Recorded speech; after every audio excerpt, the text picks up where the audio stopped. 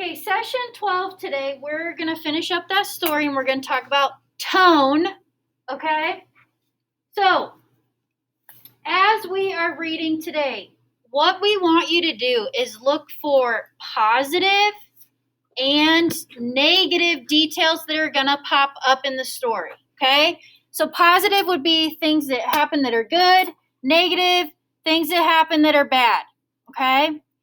There are two specific questions that we really want you to focus on while we're reading today. Does the story have a more negative or positive tone overall? Does it focus more on struggle and hardship or more on coping and hope? Now, before we start that, you need to tell me, what is tone?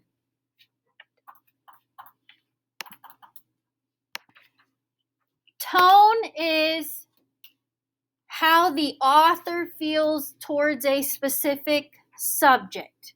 So you gave the examples of aggravated, sad, upbeat, okay? So not necessarily how you feel, how does the author feel towards the subject we're reading about, okay? So what I need you to do in your chart, or in your reader's notebook, you're going to draw this chart, okay? Just like the T-chart from last week. On one side, you're going to write the word positive. On the other side, you're going to write the word negative. All right, so as I read this first section to you, what I want you to do is, if you hear an event that happens that is positive, I want you to jot it down on the positive side.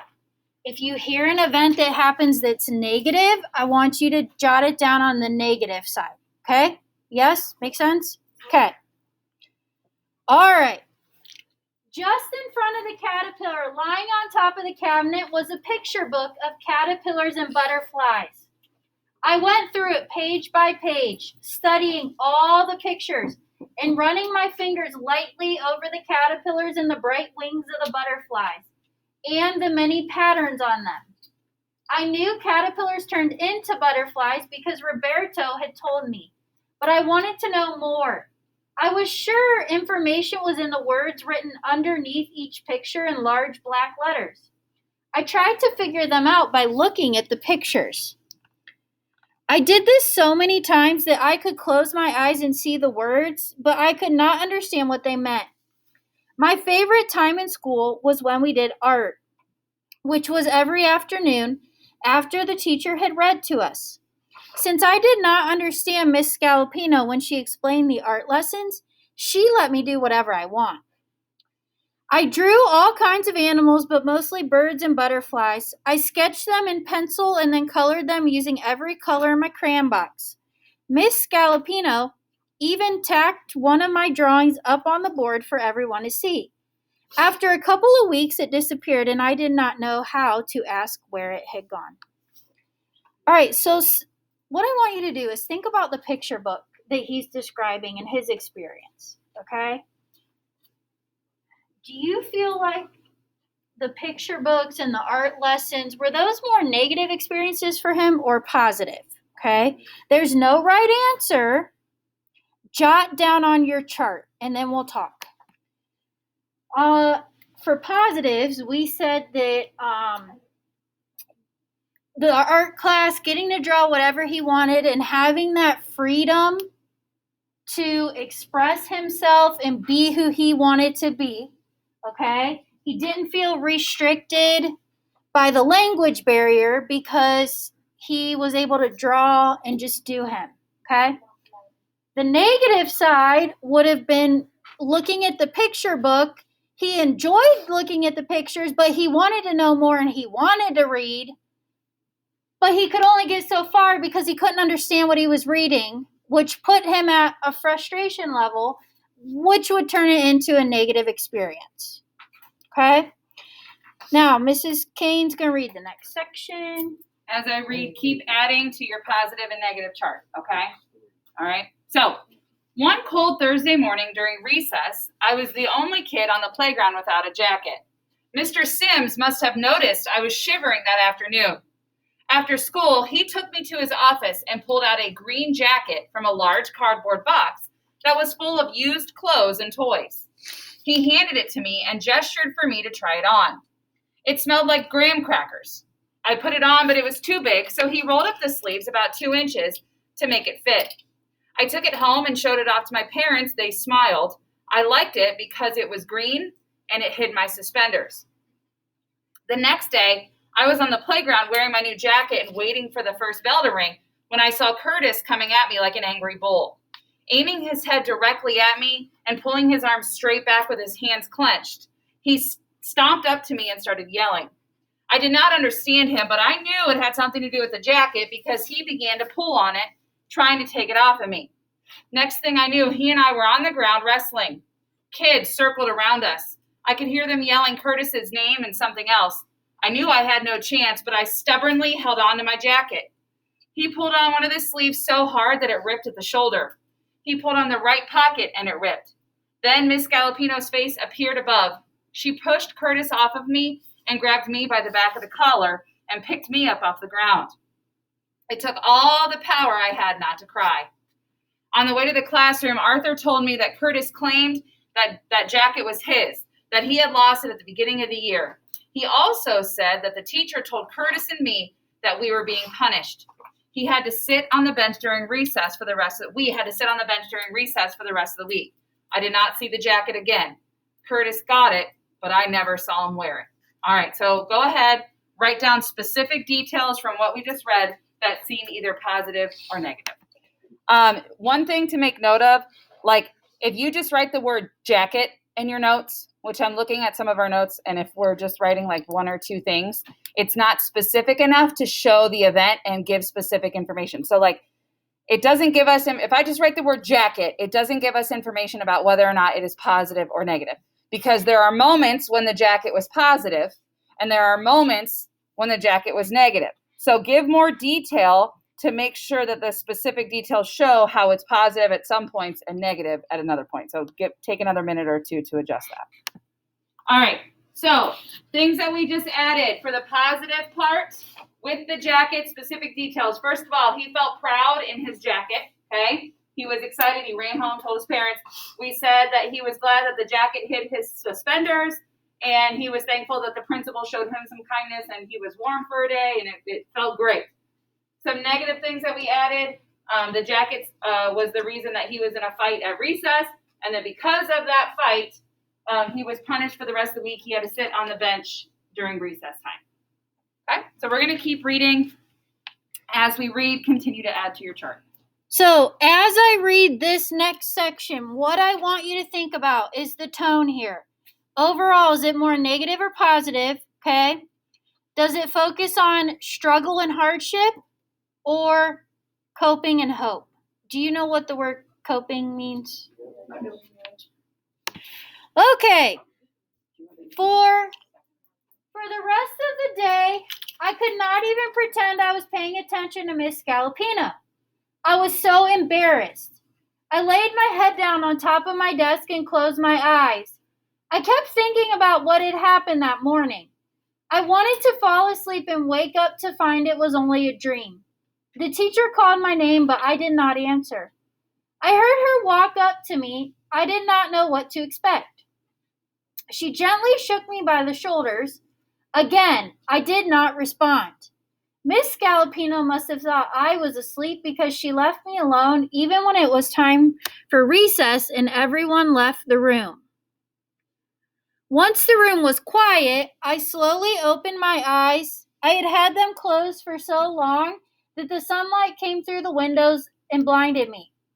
I rubbed my eyes with the back of my hands and then looked to my left at the jar. I looked for the caterpillar but could not see it, thinking it might be hidden. I put my hand in the jar and lightly stirred the leaves. To my surprise, the caterpillar had spun itself into the cocoon and had attached itself to a small twig. It looked like a tiny cotton ball, just like Roberto had said it would. I gently stroked it with my index finger, picturing it asleep and peaceful. At the end of the school day, Miss Galopino gave me a note to take home to my parents. Papa and Mama did not know how to read, but they did not have to. As soon as they saw my swollen upper lip and the scratches on my left cheek, they knew what the note had said. When I told them what happened, they were very upset but relieved that I did not disrespect the teacher. For the next several days, going to school and facing Miss Scalapino was harder than ever. However, I slowly began to get over what happened that Friday. Once I got used to the routine in school, I picked up some English words. I felt more comfortable in class. On Wednesday, May 23rd, a few days before the end of the school year, Miss Scalapino took me by surprise. After we were all sitting down and she had taken roll, she called for everyone's attention. I did not understand what she said, but I heard her say my name as she held up a blue ribbon. She then picked up my drawing of the butterfly that had disappeared weeks before and held it up for everyone to see. She walked up to me and handed me the drawing and the silk blue ribbon that had a number 1 printed on it in gold. I knew then I had received my first prize for my drawing. I was so proud I felt like bursting out of my skin. My classmates, including Curtis, stretched their neck to see the ribbon. That afternoon, during our free period, I went over to check on the caterpillar. I turned the jar around, trying to see the cocoon. It was beginning to crack open. I excitedly...